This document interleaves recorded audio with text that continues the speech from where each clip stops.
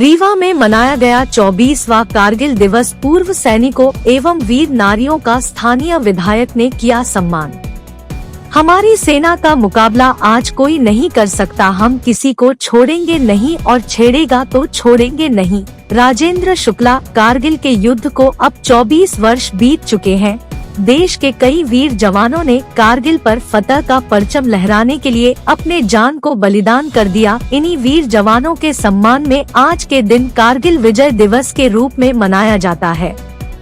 रीवा के Amardeep marriage garden में आज कारगिल 24वां विजय दिवस का आयोजन किया गया। इस अवसर पर पूर्व मंत्री एवं स्थानीय विधायक राजेंद्र शुक्ला, पूर्व विधायक लक्ष्मण तिवारी सहित काफी संख्या में पूर्व सैनिक एवं बीमारियों एवं माताओं की मौजूदगी देखी गई।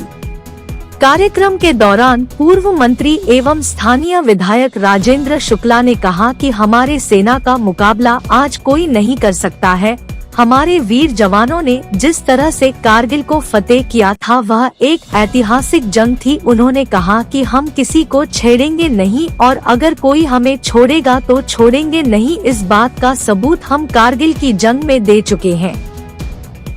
कार्यक्रम के दौरान कारगिल की जंग में शहीद हुए विधवाओं का सम्मान सहित पूर्व सैनिकों का भी सम्मान स्थानीय विधायक राजेंद्र शुक्ला के द्वारा किया गया। उन्होंने कहा कि हमारे रीवा जिले से 3 वीर सपूतों ने कारगिल की जंग में अपना बलिदान दिया था, जिन्हें याद करके आज हमें गर्व होता है।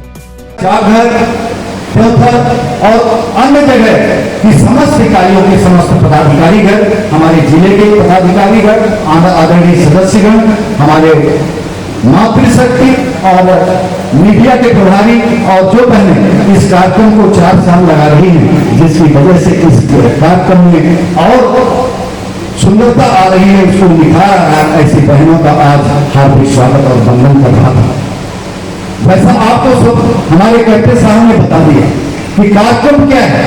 कार्यक्रम ऐसा हुआ जो हमारा अखिल भारतीय स्तर पर संगठन का गठन हुआ। क्यों हुआ? ऐसा सोच करके हमारे लोगों का, जनरल लोगों का ऐसी सोच है कि एक पूर्व सैनिक अन्ना हजारे अगर राजगढ़ सिद्धि को इतना विकास कर सकता है तो पूर्व सैनिकों का अगर हम संगठन बनाएं, अपने राष्ट्र के मुख्य धारा में रह करके और मां भारती को आगे करके सेवा, साहस और सम्मान, इसके उद्देश्य को लेकर के और 3 बीज मंत्रों को अगर हम लोगों ने आगे किया है। पहला मेरा बीज मंत्र है राष्ट्र प्रथम, दूसरा समाज की सेवा और तीसरा फिर सैनिक हित को लेकर के इस संगठन को 1995 में इसका गठन हुआ और आज हम 28 वर्ष से हो गए। आज हम लोग कह सकते हैं कि हम बहुत जवान हैं और ना ये भी कह सकते कि संगठन बहुत बूढ़ा हो गया, लेकिन एक परंपरागत से आगे बढ़ रहा है और एक बहुत बड़ी सौभाग्य कह सकते हैं। हम लोगों ने 25 वर्ष की तपस्या करने के बाद जब अपने संगठन की 1,05,000 2021 में जब हमारी सदस्य संख्या हुई तो भारत सरकार के रक्षा मंत्रालय से अपने को 17 मार्च 2021 को मान्यता प्राप्त हुई, जो स्वतंत्रता के बाद से अगर किसी संगठन को कोई सरकार ने मान्यता दिया है तो अखिल भारतीय पूर्व सैनिक सेवा परिषद को मान्यता दिया है। इसमें आपका योगदान किसी संरक्षक होने के नाते आप सबका स्वागत करता हूँ, आपका अभिनंदन करता हूँ, आपका वंदन करता हूँ और निश्चित रूप से यहाँ पर जितने लोग भी आए हैं वो वाकई आत्मा में स्थान रखकर देशभक्ति और अपने उस सैनिक की वर्दी को याद करके अपने कीर्ति को स्थापित करने के लिए यहाँ पहुंचे हैं। मैं पुनः एक बार उनका आभार व्यक्त करता हूँ, क्योंकि माननीय मंत्री जी को कहीं कार्यक्रम में देर होने जाना था, फिर उन्होंने कार्यक्रम बढ़ाया। मैंने कहा कि नहीं, ईदों के बाद ही आपको छोड़ेंगे, क्योंकि हमारे सैनिक आपको सुनेंगे और निश्चित रूप से सैनिक इसलिए भी सुनेंगे कि कुछ तो सुनेंगे और कुछ आपसे जानना चाहेंगे और कुछ हम उनको बताना चाहते हैं। आदरणीय मंत्री जी, हमारे यहाँ लगभग रजिस्टर्ड 7,000 और बिना रजिस्टर के करीब 3,000, मतलब 10,000 फैमिली है इस रीवा जिले में। और फौजी जो होता है वो सबसे पहले अगर अपने घर में रहता है तो घर के कमरे में पर्दा लगा के और शान शौकत से रहता था, हम भी उसी में थे। पर वर्तमान के फौजियों की स्थिति है कि 5 साल 8 साल 10 साल की नौकरी हुई नहीं कि बच्चे पढ़ाने के काम के लिए हर उनकी बीवी प्रेरित कर देती कि शहर में घर बनाओ। आपको जानकर ये आश्चर्य होगा कि रीवा जिले में, जिसका मैं सर्वे कराया हूं क्योंकि मैं तो इंडिपेंडेंट आदमी हूं, आप ही मेरे शुभचिंतक हैं, और बाकी भीतर की बात हम आप जानते हैं, यहाँ बताने की जरूरत नहीं है। मैं यहाँ सर्वे कराया हूं, 3200 मकान यहाँ से इन्हीं ब्रिगेड पूरे फौजियों का है, और कई मोहल्ला में तो आधा आधा फौजी है। इसीलिए जब आप शहर में रहते हैं, माननीय मंत्री जी निर्विरोध लगातार काम करते रहते हैं बिना कोई सोचे समझे विकास का, तो आपको कोई समस्या आए, आपको कोई दिक्कत आए, यहाँ तो वो अधिक से अधिक दिक्कत है नाली की और बिजली के खंभा की, यहाँ हैंडपंप तो कोई दिक्कत है नहीं। गाँव हम लोग गाँव में राजनीति करते हैं तो देखते हैं कि एक बोधा अर्जी आ जाती है। हमारे यहाँ की सेना का मुकाबला कोई नहीं कर सकता है, लेकिन जब सरकार भी उसी प्रकार से मजबूती के साथ आंख में आंख डाल के बात करे और इस मंत्र के साथ काम करे कि हम तुम किसी को छेड़ेंगे नहीं, लेकिन कोई यदि हमको छेड़ेगा तो हम उसको छोड़ेंगे भी नहीं, ये सेना है। और ये कहने में किसी को संकोच नहीं होना चाहिए कि मोदी जी के नेतृत्व में ये ताकत हमारे सेना के नौजवानों को प्राप्त हुई है, उनका हौसला बढ़ा है।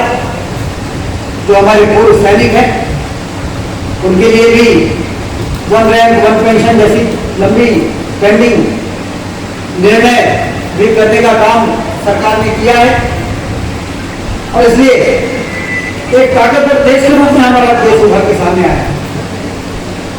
अब कोई हमको छेड़ने की हिम्मत नहीं कर सकता। ये वास्तव में श्रद्धांजलि है उन लोगों के लिए जिन्होंने अपनी जान गंवाई, जो उनके लिए असली श्रद्धांजलि है। वो ऊपर से देख रहे हैं स्वर्ग से कि जिस देश की धरती को बचाने के लिए हमने अपने परिवार को अकेला छोड़ा है, हमारे परिवार की देखभाल कैसी हो रही है, क्या उनका सम्मान किया जा रहा है, और हमारे देश की रक्षा के लिए क्या क्या प्रयास हो रहे हैं। उनकी आत्मा तृप्त हो जाती है जब वो ऊपर से देखते होंगे क्या देश को छेड़ने की हिम्मत कोई नहीं कर पा रहा। उनकी आत्मा तृप्त हो जाती होगी जब उनकी माँ को, उनकी बहन को, उनकी पत्नी को हम लोग सम्मानित करते हैं। ये हमारा दायित्व है, और इसलिए मैं सैनिक कल्याण बोर्ड का अभिनंदन करता हूं कि आप जब तक सेना में रहे तब तक उधर सेवा की और इधर संगठन का काम करके और पूर्व सैनिकों की सुविधा में कोई कमी ना आने पाए। अभी आदरणीय तिवारी जी कह रहे थे 24 स्मारक बनना चाहिए, गेस्ट हाउस बनना चाहिए, और उसके लिए जमीन से लेके, और वो तो गौ सेवा की भी बात कर रहे हैं, मैं अभिनंदन करता हूँ। हमने बेसहारा गायों के लिए सड़कों में घूमती हुई गौ माताएं, ये चलती फिरती देवियां हैं, तो कोई जानवर थोड़ी है। 33 करोड़ देवी देवता जिसके शरीर में वास करते हो, और कोई को भरोसा ना हो तो इससे समझ ले कि कौन सा ऐसा प्राणी है इस धरती पर इसका मल मूत्र पूजा में उपयोग होगा। बाकी प्राणियों के तो मल मूत्र को देके लोग दूर भागते, अकेले गौ माता है, गोवंश है, जिसके मल मूत्र को लेके हम पूजा में रखते हैं। इससे बड़ा प्रमाण और कुछ हो सकता है क्या? उसकी शुद्धता का, उसके ईश्वरत्व का इससे बड़ा प्रमाण और क्या हो सकता है? और जिसके उत्पाद से दुनिया भर के चीजें बनती हैं। गोबर के पेंट की बात कहा आपने, फिनाइल की जगह डोनाइल की बात कहा आपने। है गोबर की खाद से यदि हम खेती कर दें तो तमाम तरह की जो अनाज उससे पैदा होगा उससे हम सबका स्वास्थ्य बेहतर होगा। और इसलिए हमने पहले लक्ष्मण बाग में 600-700 बेसहारा गायों को व्यवस्थित करने के लिए जगह बनाई। फिर हम